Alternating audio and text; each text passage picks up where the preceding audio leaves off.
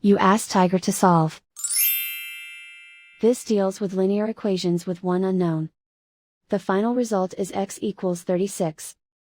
Let's solve it step by step. Group all constants on the right side of the equation. Subtract 12 from both sides. Simplify the arithmetic.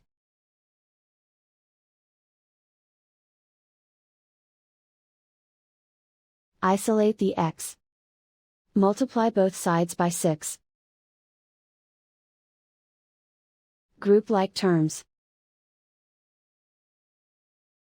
Multiply the coefficients. Simplify the fraction.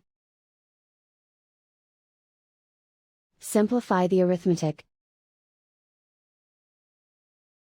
And so the final result is x equals 36.